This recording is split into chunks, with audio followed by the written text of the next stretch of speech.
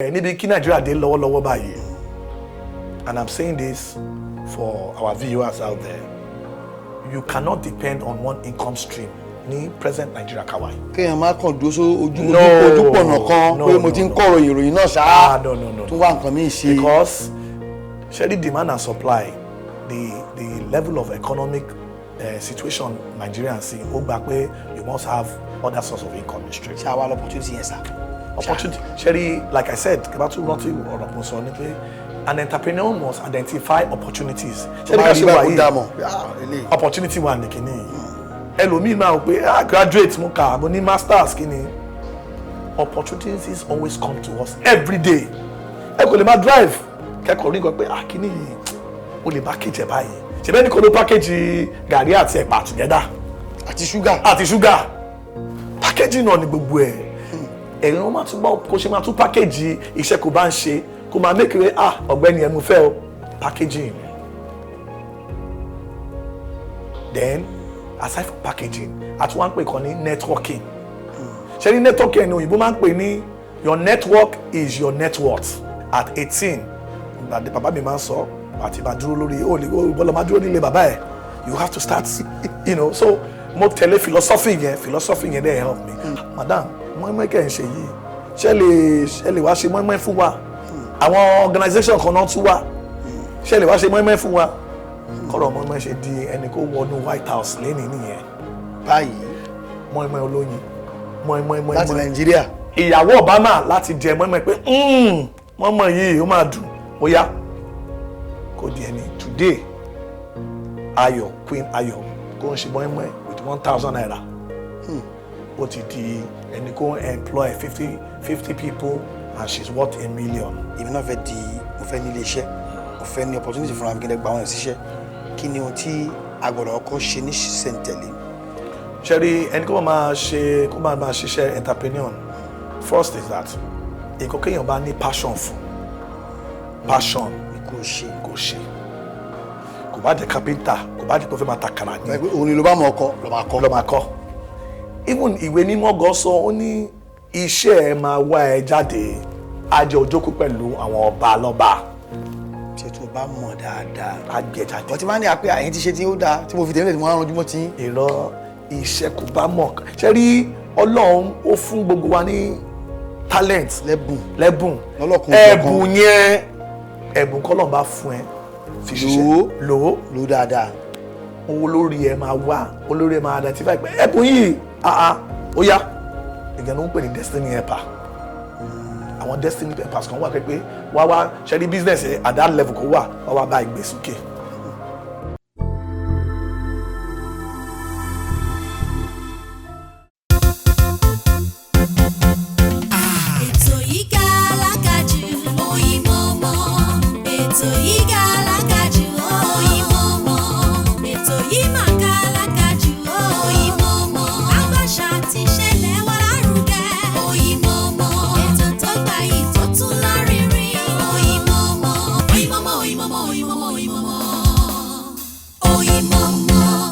olóṣèkún ìnáwó ti ní kì í jẹ́ kí owó tán owó tí a bá ń ṣiṣẹ́ kún òun náà ni ó máa ń lọ́ra dáadáa ní ọwọ́ ẹni ẹ̀mí owó wọ́n ti ní kò wá lè gùn fún gbogbo èèyàn pátá tí ó bá ń ṣe àárẹ̀ èyí náà mo fi ń kí yín káàbọ̀ padà sí orí ètò Oyinmomo ṣé máa ní Oyinmomo ní ètò náà ní Oyinmomo láti lè ṣe AK Media Concepts Limited níbi tí a ti ń dábí ẹdun tí a ti ń rọ̀ bí òwe tí a ti máa ń gbé àwọn àlejò wá ní ọlọ́kan òjọ̀kan àwọn sàràkí àwọn gbajúmọ̀ láàrin ìlú àwọn tí wọ́n ti ṣiṣẹ́ débi àmì tí wọ́n lè fi ìrírí tiwọn náà kọ́ ọmọ ẹlòmíì lọ́gbọ́n kọ́ ọmọ ẹlòmíì lẹ́kọ̀ọ́ kọ́ ọmọ ẹlòmíì ní òye ọ̀kan pàtàkì nínú irú àwọn èèyàn bẹ́ẹ̀ náà ni àbọ̀dá wa ẹ̀gbọ́n wa èèyàn wa dádì wa tí wọ́n ní Fast Concept Limited àwọn náà ni ọ̀gbẹ́ni Dele Fasan ẹ̀kú kalẹ̀ sá àmàrí yín bí lónìí sí bàbá ẹ̀kú iṣẹ́ ẹ̀kú ọ̀rọ̀ ìlú ẹ̀kú oko ẹ̀kú káràkátà.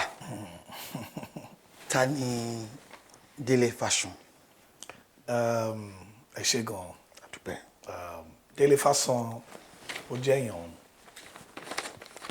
àgbà ní university ní Lagos State University. LASU. Mo bẹ̀rẹ̀ pẹ̀lú láti máa ṣe magazine. student magazine kó máa ń sọ̀rọ̀ pa ìṣẹ̀lẹ̀ ìwé ìròyìn fáwọn ọmọléèwé and kí ni magazine wà fún a fi ń celebrate ara wa àwọn kò ń ṣe dáadáa ẹni kò mọ̀wé ẹni kò ń ṣe fashion láàrin tí ẹjọ́ ọmọléèwé ń bẹ̀ náà. bẹ́ẹ̀ni nígbà yẹn mo dẹ̀ rántí pé mo lọ bá vice chancellor wa gbà yẹn Akínsọdẹ and the first interview mo kọ́kọ́ ṣe pẹ̀lú wọn gbà yẹn magazine yẹn was called Campus Ovation nígbà yẹn. nígbà náà then aside from pé mo wá ṣe magazine yẹn gbà yẹn mo wá ra kí ni wọ́n pè ní barbecue machine wọ́n pè ní kí ni kò fi ń ṣe ẹran. ok nínú ọgbà ń bẹ̀ náà. ọgbà ń bẹ̀ so àwọn young students wo dẹ̀ wá embrace the magazine yẹn because everybody fẹ́ ríra wọn nínú magazine then nínú magazine yẹn ni pé àwọn ìṣẹ̀lẹ̀ kún ṣẹlẹ̀ ta ló ń ṣe báyìí ta ni dìkíní kan ibẹ̀ ni wọ́n ti rí magazine. àwọn ìṣẹ̀lẹ̀ àwùjọ inú ọgbà yín bẹ̀rẹ̀ lóṣìṣì. bẹ́ẹ̀ni so ó wá di magazine kan pé gbogbo students ní campus different departments kó bá ti jáde báyìí grab your copy everybody go rush láti get ta ló bú nínú ẹ̀ ta ló ń ṣe so ibẹ̀ láti bẹ̀rẹ̀ from there mo tún wá rí pé kí mo tún lè ṣe o káwọn èèyàn máa tún like mo bẹ̀rẹ̀ sí máa ṣe barbecue chips and chicken. nínú ọgbà ń bẹ̀ náà. nínú ọgbà náà ká máa ṣe turkey a máa fi sórí kíní. ìgbà tẹ́ sọ isa ìpele wo lẹ wà ń gbà náà. mo wà ní year 1 nígbà yẹn. 100 level. 100 level. bó wá ní òye yẹn bó ló ti wá bó ni mọ̀ yẹn ló ti sọ̀kalẹ̀ sí lára. nígbà kí mi wà ní secondary school gbà yẹn káwọn ọ̀rẹ́ mi bá fẹ́ ṣe party èmi ló máa ń pè wọ́n ti bí pé èmi ní organizer bá ti fẹ́ ṣe party báyìí èmi ní fẹ́ ṣe kẹ́ máa kó nǹkan jọ. Yorùbá ń pè ní olúyoko lọ́jọ́ ayẹyẹ.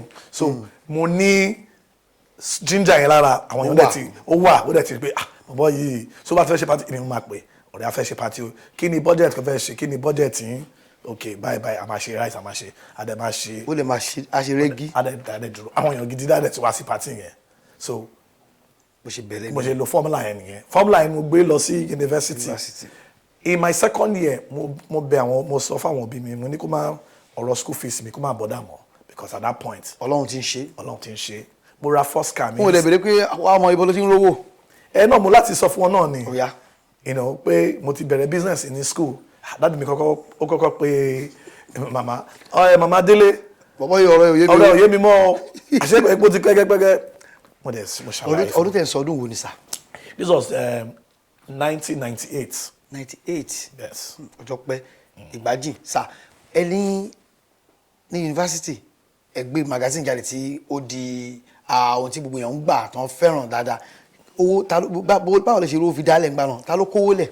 so normally ṣe ọ̀pọ̀ àwọn òbí wa wọ́n máa ń fún wa ní nǹkan kan pè ní stipend kà máa mú dání kà máa mú lọ sí school. ìgbà káwọn ọ̀rẹ́ mi máa fi owó ra nǹkan owó fẹ́ ra èmi ní Timberland èmi ní. bàtà tó ń lo ń gbà náà lóye ní bùtù bàbá báyìí yẹ́lò báyìí mo rántí. owó tèmi mo save mo pe báwo mo ṣe lè jẹ́ 2 naira di 4 naira Ọlọ́run fún mi ní wisdom. ọmọ olúbo níná. Ondo ni ọmọ Ondo town. Ìjẹ̀bú mọ̀ pé ó mọ àbígbó náà. ọmọ igi lèmi. so Ọlọ́run dẹ̀ fún mi ṣe like I said mo lo ìmọ̀ye kí mo ti ní secondary school pé kí ni mo lè máa ṣe because ṣe rí àwọn parents mi àwọn òbí mi ìlú òyìnbó ló ti study ní Britain.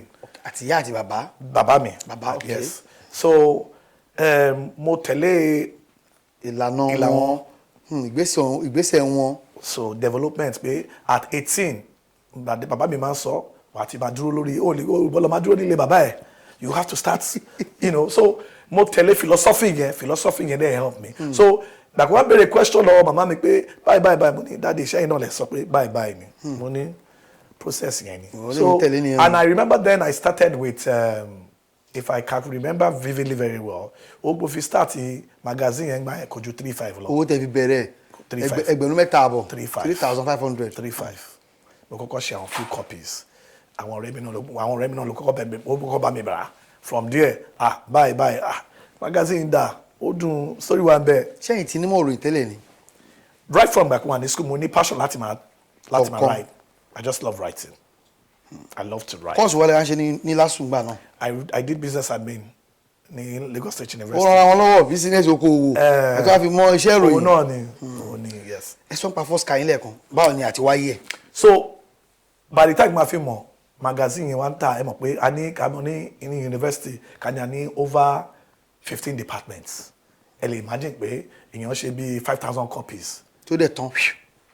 kí copies yẹn dẹ̀ lọ. pátápátá. mo wá ní. nínú school to the extent àwọn HODs mi náà bẹ́ẹ̀ kí tó mọ̀ nígbà mo ra my first car was a Golf 3. nínú school Golf 3 mo kọ́kọ́ rà. ẹ ń dáṣe ní abẹ ní àwọn amúgbálẹ́gbẹ̀ẹ́ tẹjọ ń ṣe ń gbà. then wọ́sọ ìgbà káwọn èèyàn rí success magazine náà mo rántí gbà yẹn comrade Ayọ̀ Adéwálé who is now he was the local government chairman Amuodofin. He was one of those people also that mo pè pé come he was the student union president ìgbà yẹn. ààrẹ fún gbogbo èèyàn ọmọléèwé lásìkò báyìí. yes ó ní ọ̀gbẹ́ni come and partner with me leverage on your relationship as the head of students kìíní òun náà dẹ̀ ó di one of my correspondents ìgbà yẹn. ok tẹjọ ń ṣe. àdán ṣe so àwọn èèyàn different people wá láti different departments ó wá di correspondent mi ní different departments. so gbogbo tó bá ń ṣẹlẹ̀ ń bẹ̀. ó bá máa report fún mi. àmà wá sí bí. yes so for example ní department of faculty of social science ìyẹn kó bá ń ṣẹlẹ̀ ń bẹ̀ ó wá fún mi ní law department náà the same thing bẹ́yẹn chemistry gbogbo ẹ̀ bẹ́yẹn sociology so that is how I built. àwọn tó wá ń ṣe ìgbà yẹn sà ìjọ tí èlò kan tẹ̀ ń fún ọ bí ìwọ náà gbà àjọ. oh yes of course ṣe rí ideology mi ni pé ẹni kó bá báyàn ṣiṣẹ́ you have to create a reward system. so yìí ni ká máa pè ní ọmọléèwé tó ń sanwó ọmọléèwé ẹgbẹ́. so I was paying them àwọn náà dẹ̀ fi ṣe kan èmi fi ń ra jeans ó fi ń sanwó handout ìgbà yẹn. fún gbogbo ẹ tí ẹ wà aṣọ ní orí ètò ní oyin mọ́mọ́ ọba ẹ máa ń sọ ní gbogbo gbà bàbá tí abáríkà wò dáadáa àti bẹ̀rẹ̀ iṣẹ́ ní Nàìjíríà léni ìgbà tẹ́yìn sọ yìí ọ̀rọ̀ ogún ọdún léni o ṣé ó rọrùn bẹ́ẹ̀ lásìkò yìí fún yàn láti ṣe. nǹkan ti yàtọ̀ ṣé wàá rí problem kan wá ní currently pẹ̀lú àwọn ẹni kó fẹ́ àwọn entrepreneurs ni pé àwọn government policies kó wà ń sìn then kí wá ní àwọn challenges kan àwọn entrepreneurs dey face inadequate capital. entrepreneur yẹn àwọn tí wọ́n fẹ́ dáṣẹ́ lẹ̀. wọ́n dẹ̀ fẹ́ create opportunity. fáwọn ẹlòmíì láti gbà síṣẹ́. ṣé rí entrepreneur ó fẹ́ create iṣẹ́ fúnra ẹ̀ ó dẹ̀ tún fẹ́ create iṣẹ́ fáwọn èèyàn ọ̀nà méjì ni. bẹ́ẹ̀ ni. so by so doing mo fẹ́ create wealth creation fáwọn èèyàn láti access then economy because one kó bá ti create iṣẹ́ yẹn ó máa employ àwọn èèyàn síbẹ̀. So by so doing, that is they are contributing to the economy. So kẹ́ bá wò àwọn challenges kí entrepreneur bá ń kó káwọn entrepreneurs bá ń rí ní opportunity. Kẹ́ bá wò àwọn one of the richest man ká ń pè ní Bill Gates ó pe reporter kan reporter fẹ́ interview ẹ̀ reporter ní pé ó ń béèrè lọ́wọ́ ẹ̀ pé a fẹ́ mọ àṣírí kó ṣe di olówó. Báwo ni kò kọ́ ọ̀la yẹn báwo lè ṣẹlẹ̀. Bàkúbà fi dáhùn ó gbé check jáde ó fún reporter ó ní kí reporter kọ any amount tó bá fẹ́ sínú kó bá wù lọ́kàn rẹ̀ sínú check yẹn reporter yẹn kọ wò ní no Bill Gates question kí mo béèrè lọ́wọ́ yín báwo lè ṣe débi tẹ́lẹ̀ yìí ìyẹn la fẹ́ kí láṣìírí ọ̀la yín reporter sọ pé no question yẹn ni kẹ́ dáhùn sẹ́ bàbá yẹn tún gbé check o tún gbé fún ní àná ní kò kọ iye tó bá wù ẹ́ kó máa ṣàkọ máa fún ẹ. kí reporter yẹn ò ṣe kọ nìyẹn ó yà check yẹn ẹ máa kọ́kọ́ dáhùn Bill Gates láti dáhùn pé opportunity láti jẹ́ the richest journalist ó mi sẹ́ so entrepreneurs must always look for opportunities. ṣé pé nǹkan tó fún yẹn ó yẹ kó gbà kó kọ ẹgbẹ̀lẹ́gbẹ̀ mílíọ̀nù síbẹ̀. added the richest reporter lẹ́nu ẹ tún máa wò ẹ tún wo kéèsì. pé ó sọ àǹfààní nù. so one of the things kí entrepreneurs máa look for is opportunity. ní àǹfààní láti débi ọ̀la. opportunity ẹ tún wo story ìyá kan kó pè ní Ayọ̀ Mọ́ímọ́í Queen Ayọ̀ Mọ́ímọ́í kó resign ní school corona school kó dé wà ó dé at a point wo feel frustrated ìgbà kó dé point pé 1,000 naira nìkan ló kù 1,000 naira yẹn ló ní kí lòun lè ṣe lòun wá gbé ọ̀rọ̀ Mọ́ímọ́í lẹ̀ ó wá padà lọ sí school ṣẹ́ni tí wọ́n máa ṣe entrepreneur wá gbé pride lẹ̀ so ó di point pé ìyá yẹn 1,000 naira ló kù lọ́wọ́ ẹ̀ at a point of frustration ìgbà bí kọ́lọ̀ máa ń bá wa sọ̀rọ̀ ìgbà míì àwọn ìṣẹ̀lẹ̀ kan máa ṣẹlẹ̀ sí wa kó máa jẹ́ ronú jinlẹ̀ pé kí mo lè ṣe báyìí kí lọ́nà àbáyọ. àbáyọ mi ni wọ́n máa wá gbọ́dọ̀ pé well mọ́ìmọ́ yìí òun ní passion fún. òun dẹ̀ mọ̀ ọ́ ṣe. ó dẹ̀ mọ̀ ọ́ ṣe. èèyàn gbọ́dọ̀ tún mọ̀ ọ́ ṣe. kí wọ́n máa ṣe ó gbéra nìyẹn ó dẹ̀ sọ fún ọmọ ẹ̀ ó dẹ̀ prepare mọ́ìmọ́ school kò ti wá kúrò yẹn ó wá kọ́kọ́ wò pé ṣé màá tún wá lọ sí school lọ́ọ́ máa dúró lọ́ọ́ máa ta mọ́ìmọ́ bọ̀ kò mọ̀ pé ibẹ̀ ni Ọlọ́run fẹ́ gbé. so ó wá lọ sí school yẹn ó bẹ̀rẹ̀ sí máa ta mọ́ìmọ́ bẹ́ẹ̀ ibi ó ti ta mọ́ìmọ́ làwọn yóò bẹ̀rẹ̀ sí máa ra mọ́ìmọ́ ní gate kò ti ta mọ́ìmọ́ àwọn èèyàn American embassy people ó wá ṣe program ní school yẹn kó ṣe rí woman yẹn nìyẹn madam mọ́ìmọ́ kẹ́ ń ṣe yìí ṣé lè wá ṣe mọ́ìmọ́ fún wa àwọn organisation kan náà tún wá ṣé lè wá ṣe mọ́ìmọ́ fún wa kọ́rọ̀ mọ́ìmọ́ ṣe di ẹni kó wọnú White House lẹ́nìí nìyẹn. báyìí that woman was invited to White House ó ṣe mọ́ìmọ́ fún wọn ó wá di mọ́ìmọ́ olóyin mọ́ìmọ́ láti Nàìjíríà. ìyàwó Obama láti jẹ mọ́ìmọ́ pé mọ́ìmọ́ yìí ó máa dùn ó yá kò di ẹni today Ayọ̀ Queen Ayọ̀ kó ń ṣe mọ́ìmọ́ with 1,000 naira ó ti di ẹni kó employ 50 people and she's worth $1 million. nílùú Nàìjíríà bíi ló ti bẹ̀rẹ̀ corona school kò jìnnà story these are things that you can verify. bàbá tá a bá ń sọ nípa ìdásílẹ̀ iṣẹ́ pé èmi náà fẹ́ mo fẹ́ nílé iṣẹ́ mo fẹ́ ní opportunity fúnra mi kí n lè gba àwọn ìṣiṣẹ́ kí ni ohun tí a gbọ́dọ̀ kọ́ ṣe ní ṣísẹ̀ntẹ̀lé. ṣẹ́rí ẹni kó máa ṣiṣẹ́ entrepreneur first is that nǹkan kéèyàn bá ní passion fún passion ni kò ṣe kò bá jẹ́ carpenter kò bá jẹ́ pé ó fẹ́ máa ta kàrà ní. òun ni ló bá mọ̀ ọkọ ló máa kọ́. even ìwé mímọ́ gan sọ ó ní iṣẹ́ ẹ máa wá ẹ jáde ajẹ́ òjókòó pẹ̀lú àwọn ọba lọ́ba. ṣe tó bá mọ̀ dáadáa. a gbẹ jáde. bọ́tí máa ń ní àpé àyín ti ṣe tí ó dáa tí mo fi tẹ̀lé tí mo rán ojúmọ́ tí. èrò iṣẹ́ kò bá mọ̀ ṣe rí Ọlọ́run ó fún gbogbo wa ní talent lẹ́bùn ẹ̀bùn kọ́lọ́n bá fún ẹ fi ṣiṣẹ́ lò ó dáadáa. olórí ẹ máa wá olórí ẹ máa identify pé ẹ̀bùn yìí ó yá ìgbẹ́nu ń pè ní destiny helper àwọn destiny helpers kan wà pé wá ṣẹ́rí business ẹ̀ at that level kò wá bá ìgbé sókè ṣẹ́rí àwọn irú case kò sọ fún ipa woman ìmọ̀ ẹ̀ àwọn destiny woman àwọn destiny helpers kò help woman irú àwọn US people yẹn àwọn olùrànlọ́wọ́ kádàrá kó máa gbé ògo èèyàn jáde. bàbá tí a bá ní alọ́gbọ́n tí a ní ìta nímọ̀ wọ́n pe kíní kan ní planning tí mo lówó mi lọ́wọ́ mo fẹ́ bẹ̀rẹ̀ iṣẹ́ mo dẹ̀ mọ̀ pé eléyìí mo mọ̀ pé akákọ̀ọ́ṣẹ́ ìròyìn dáadáa oníròyìn ni mí kí ni kí n ṣe ọ̀nà owó mo lè gbà fi tọ̀ àti pé bí mo ní passion fún mo mọ̀ ń pa ẹ̀ pé mo dẹ̀ lówó mi lọ́wọ́ tí màá fi ṣe láṣeyọrí. ṣe rí àwọn steps kan wà kí èèyàn gbọ́dọ̀ take. Number 1, basic knowledge ìyẹn àkọ́kọ́ kí ni mo fẹ́ ṣe yìí ṣé mo ní information nípa ẹ̀. Number 1. Number 2, èèyàn gbọ́dọ̀ ní nǹkan kan pè ní financial understanding and budgetary.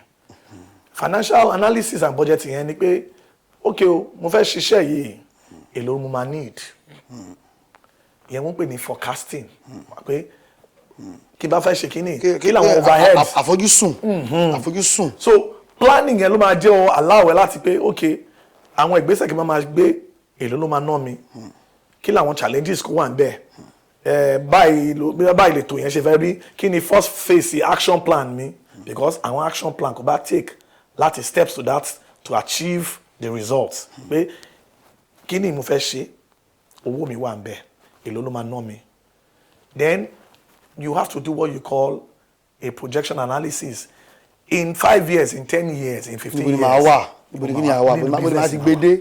pé kí n bá tiẹ̀ wà ń bẹ̀ ṣé business lè dá dúró. ó lè dá dúró fún rẹ̀ ó lè tẹ̀síwájú. ó lè tẹ̀síwájú without being there o ti set a succession plan pé àwọn staff ẹ o travel wà ní Canada for 10 years iṣẹ́ ń lọ. tí o ní kú sọ̀nà bí èéfín. perfectly very well. nígbà tí a wá kó nílé ìwé sá ẹ ti ṣe magazine ẹ ṣe barbecue ǹjẹ́ owó tẹ̀ no ká ẹ̀ṣẹ̀ ṣì wá ń léwe ṣé owó tẹ̀ ń rí bí barbecue yẹn náà ó ṣe déédéé pẹ̀lú ti ìròyìn abẹ́ fìkanlẹ̀ fún kan. no méjèèjì ni ìyẹn wọ́n ń pè ní kéwọ́n wà ó ní kéwọ́n wà enterprising yẹn ni pé o tún rò pé o tún ní passion níbi kan kò tún lè ṣe dáadáa kò tún lè máa make owó ṣe rí níbi kí Nàìjíríà dé lọ́wọ́lọ́wọ́ báyìí and I'm saying this for our viewers out there you cannot depend on one income stream ní present Nigeria kawai. kéèyàn máa kàn dúró sí ojúpọ̀nà kan pé mo ti ń kọ̀rọ̀ ìròyìn náà ṣáá tó wá nǹkan míì ṣe. because ṣẹ́rí demand and supply the level of economic situation Nigerians see ó gbà pé you must have other source of income stream. ṣé àwa opportunity yẹn sá.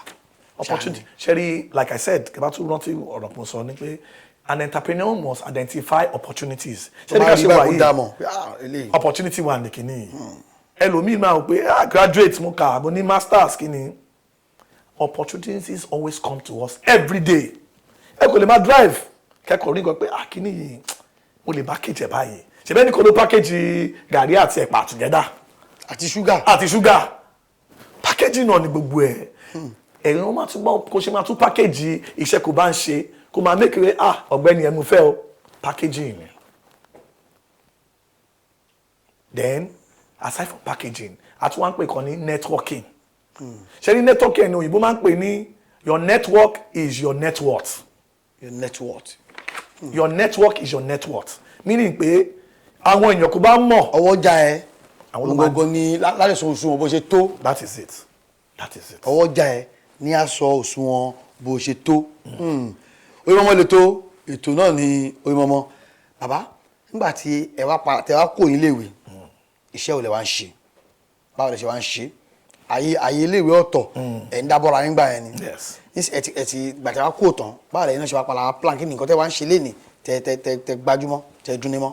ṣẹ́rí ọ̀rọ̀ business kò ń tọ́ lára òun là ń sọ pé máa ń pò yẹn kò ń tọ́ lára máa kí ṣẹ́rí gbogbo nǹkan kan bá fẹ́ ṣe a fẹ́ di òṣèlú ni o a fẹ́ di governor ni o a fẹ́ di director ni o a fẹ́ di MD company kan ni o àwọn knowledge kan wà kò yẹ pé ó wà basic knowledge of your business kó o ti ń ṣe láti ọjọ́ àárọ̀ ẹ̀ o ló máa lò níbikíbi kó bá wà. Lọ́wọ́lọ́wọ́ mo ń ṣe training fáwọn èèyàn on entrepreneurship. ìdánilẹ́kọ̀ọ́ lórí bí èèyàn ṣe lè dáṣẹ́ lẹ̀ kékeré àti ńlá.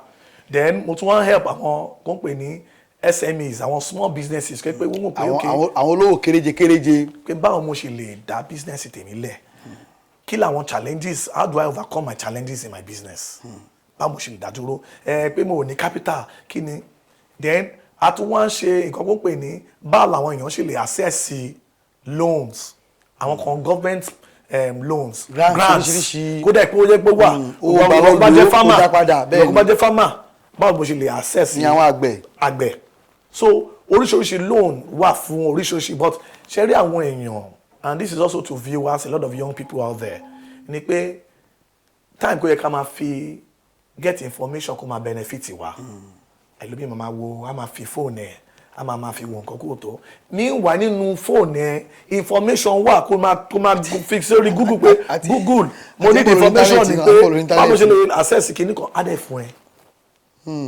even lórí fóònù a tún kọ́ àwọn èèyàn láti lo fóònù ẹ fi ṣe business ẹ̀wọ̀n èèyàn a lot of people don't know that. bàbá tí a gbé wá lónìí àwọn náà ni wọ́n ti sọ nípa bí èèyàn ṣe lè dá iṣẹ́ sílẹ̀ tó lè dá okòwò sílẹ̀ láti kékeré ni àwọn ti bẹ̀rẹ̀ tiwọn tí Ọlọ́run ní kí wọ́n ṣe débi ọlá kí wọ́n ṣe débi ọlá lónìí alàgbà bí Nàìjíríà ṣe wá lílé ni kí ni àǹfààní tí íńtánẹ́ẹ̀tì dó rẹ ti mẹ́nu bàálẹ̀ kan tó tún lè túbọ̀ ṣe fún àwọn èèyàn àrẹ tó ń taṣọ àrẹ tó ń tarú àwọn àtàjọ oníròyìn náà àti ń gbèrò sórí ibẹ̀ àti ń ṣe blọ́ọ̀gì à ń ṣe gbogbo ẹ̀ kí ló tún lè ṣe fún wa.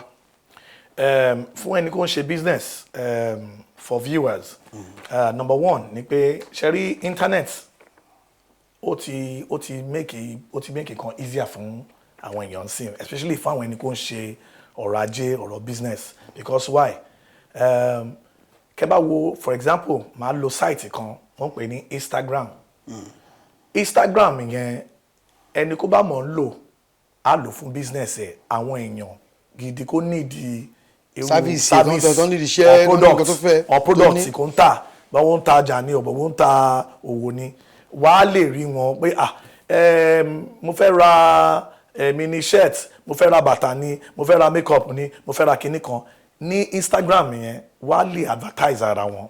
Now so number one ni pé wàá lo Instagram yẹn wàá fi create marketing visibility fún ọjà wọn yẹn onípe ni pé nǹkan kójú bá ń rí then ayé ti wà easy nsìn àwọn online ó ti lu jára online marketing yẹn ló ń pè ní online marketing meaning pé mo ò nídìí láti ní shop èmi ni pé o sọ pé entrepreneur o ní capital láti pé o fẹ́ lọ rent shop fún 1 year 2 year o ò nídìí gbogbo yẹn pẹ̀lú online ẹ̀rọ alágbèéká ẹ o lè ṣe fóònù bẹ́ẹ̀ ẹ láti fóònù ẹ nǹkan kò fẹ́ rà nǹkan kò fẹ́ tà ó wà ńbẹ̀ so ó ti make nǹkan easy àwọn kan tó ń pè nǹkan ní Facebook bẹ́ẹ̀ ni ṣe rí gbogbo nǹkan ká ń pè ní ọ̀rẹ́ mi nǹkan kí mò ń tà lélẹ́yìí ọ̀rẹ́ tún lọ́rẹ́ kó mọ̀ pé ọ̀rẹ́ kó tún jọ ọ̀rẹ́ so business network ni mo lọ́rẹ́ ọ̀rẹ́ sọ fọ́rẹ́ ẹ pé nǹkan kí mò ń ṣe lélẹ́yìí ọ̀rọ̀ ajé kí mò ń ṣe lélẹ́yìí by so doing o ti ń create network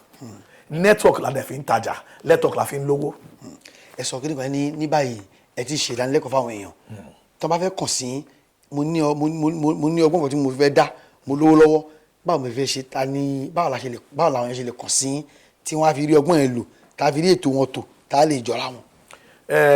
For viewers what is most important ni pé a máa ń ṣe àwọn training ká máa ń gbé ilé lẹ́ǹkankan àwọn training yẹn ó máa ń wá from time to time then a máa ní àwọn partnership pẹ̀lú àwọn organisation kó fẹ́ ran èmi ní ìwọ for example àwọn widows kó jẹ́ pé obìnrin pé wo ò lọ́kọ mọ́ wo ò ní owó láti start business pé àwọn agencies kan máa wá pé a fẹ́ empower 1,000 women a fẹ́ empower 500 women now àwa máa invite irú àwọn èèyàn bẹ́ẹ̀ yẹn pẹ̀lú àwọn partners wa àwọn tó nílò ìrànlọ́wọ́ yẹn náà yes ó máa train wọn àwọn kan a máa ń pè àwọn kan ní acquisitional skill bí ìwọ kó jóbìnrin o fẹ́ lẹ́yìn láti ṣerun láti mọ̀ ṣerun o fẹ́ lẹ́yìn láti ṣe beads o fẹ́ lẹ́yìn láti ṣe tie and dye o fẹ́ máa ṣe paṣọláró you know so whatever it is forum yẹn máa create opportunity láti learn àǹfààní so ẹlòmíì ò fẹ́ ṣe tailoring ni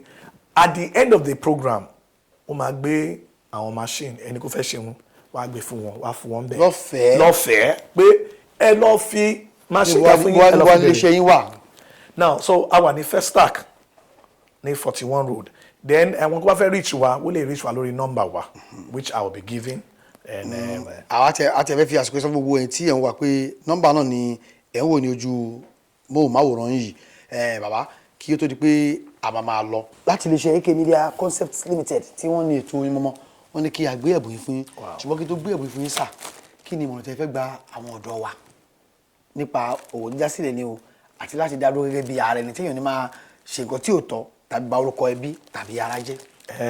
àmọ̀ràn kí n máa fún àwọn viewers wa nílé ni pé nǹkan kéèyàn bá máa dì láyé yìí Ọlọ́run ti fún wa àwa ní ká ṣe kí ni ká ní sùúrù ká wà focused ká dẹ̀ ní belief ṣe rí nǹkan púpọ̀ ní self confidence ó wà very important gan.